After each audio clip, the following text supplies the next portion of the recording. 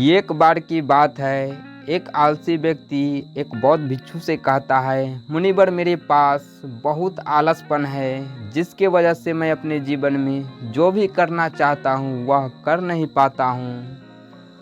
मुझे कुछ रास्ता दिखाइए। तो बौद्ध भिक्षु उस आदमी से पूछते हैं, क्या तुम्हें पक्का विश्वास है कि तुम्हें आलसपन है?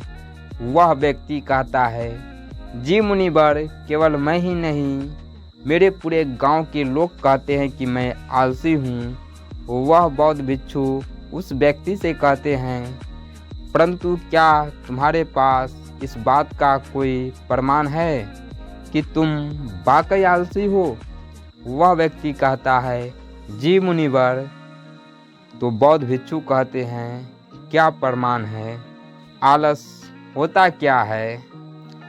मुनिवर, मैं जानता तो हूँ कि व्यायाम करना मेरे स्वास्थ्य के लिए अच्छा तो है, लेकिन मैं चाहकर भी नहीं कर पाता हूँ क्योंकि मेरा आलस मुझे सुबह जल्दी उठने ही नहीं देता। वे बौद्ध भिक्षु कहते हैं, अच्छा तुम ऐसी आलस से परेशान हो? व्यक्ति कहता है, जी मुनिवर। बौद्ध भिक्षु कहते हैं, परंतु क्या तुम जानते हो कि आलस होता क्या है?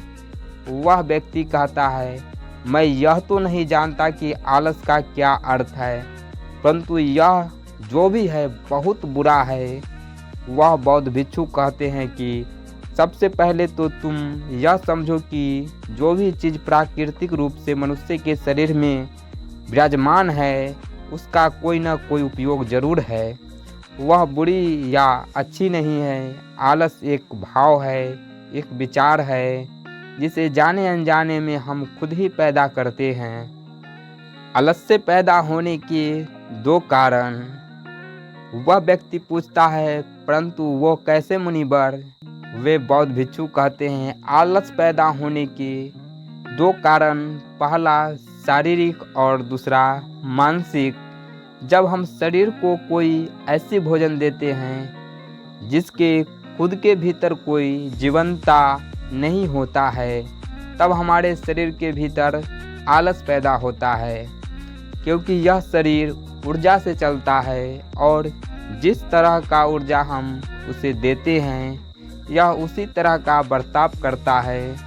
शरीर के भीतर हमारे अंदर आलस का दूसरा कारण है गलत तरह से सोना, गलत तरह से बैठना, गलत तरह से चलना। हम इस बात पर कभी ध्यान नहीं देते हैं कि हमारे बैठने, लेटने और सोने की स्थिति भी सही है या नहीं। अगर तुम तथागत बुद्ध को देखोगे तब तुम पाओगे कि जब वह बैठते हैं तो उनकी रीढ़ की हड्डी बिल्कुल सीधी होती है, जब वो सोते हैं तो उनकी कोई भी अंग दबा हुआ नहीं रहता।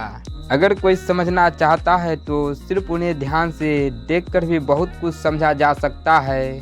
शारीरिक स्तर पर आलस्य का तीसरा कारण है सुबह जल्दी न उठना। यह सुनकर वह व्यक्ति कहता है, हाँ मुनिवर, मैं सुबह जल्दी उठ ही नहीं पाता हूँ। वह बुद्ध कहते हैं उस भिक्षु से मुस्कुराते हुए, और तुम सुबह जल्दी तभी उठ सकते हो जब तुम रात को सोने का एक सही समय निर्धारित कर लोगे। प्रत्येक बौद्ध भिक्षु को अनुशासन का पालन करना होता है, क्योंकि अनुशासन हमारे जीवन में संतुलन लाता है। ज़्यादातर लोग अनुशासन को बड़ा समझते हैं। प्रत्येक बौद्ध भिक्षु को अनुशासन का पालन करना होता है, क्योंकि अनुशासन हमारे जीवन में संतुलन लाता है। ज़्यादातर लोग अनुशासन को बुरा समझते हैं, क्योंकि उन्हें लगता है कि अनुशासन उन्हें बांधता है, जबकि आलस में यह है कि अनुशासन हमें बांधता नहीं बल्कि मुक्त करता है। तब वह व्यक्ति पूछता है, परंतु मुनिवर, शुरुआत कहाँ से करें? सही तरह से भोजन करने से, सही तरह से बैठने से, सही तरह से लेटने से या चलने से, या सुबह जल्दी उठने से? वह बौद्ध भिक्षु कहते हैं, शुरुआत तभी से करो जो भी तुम इस समय कर रहे हो उसे ध्यान से करो। पहले तुम मन में अपने स्तर पर आलस्य को समझो।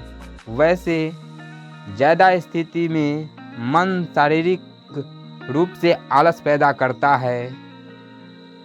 तीसरा कारण है मन का स्पष्ट न होना। मानसिक आलस का पहला कारण है हमारे पुराने गलत विश्वास। हमें लगता है कि पिछली बार भी नहीं कर पाए थे, इसलिए इस बार भी हमसे नहीं होगा।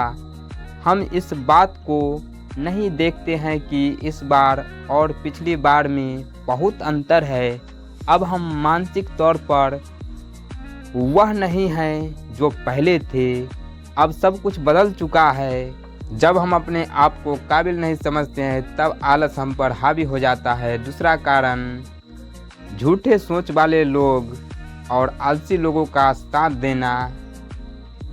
कभी कभी ऐसा होता है कि आलस्य हमारे भीतर नहीं होता है, परंतु दूसरे लोगों से वह हमारे भीतर आ जाता है। ऐसा इसलिए होता है क्योंकि हम आलसी लोगों का संगति करते हैं।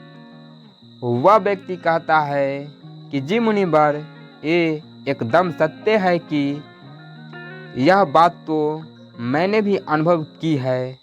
वह बौद्ध भिक्षु कहते हैं तीसरा कारण है मन का स्पष्ट न होना। मान लो तुम एक वन में खो गए हो और शाम होने वाली है। तुम्हें यह नहीं पता कि तुम्हारा घर किस दिशा में है। तो क्या ऐसी स्थिति में तुम आलसी बनकर लेट जाओगे या फिर अपने घर की तलाश में निकल पड़ोगे? मनुष्य को आलस तभी पकड़ता है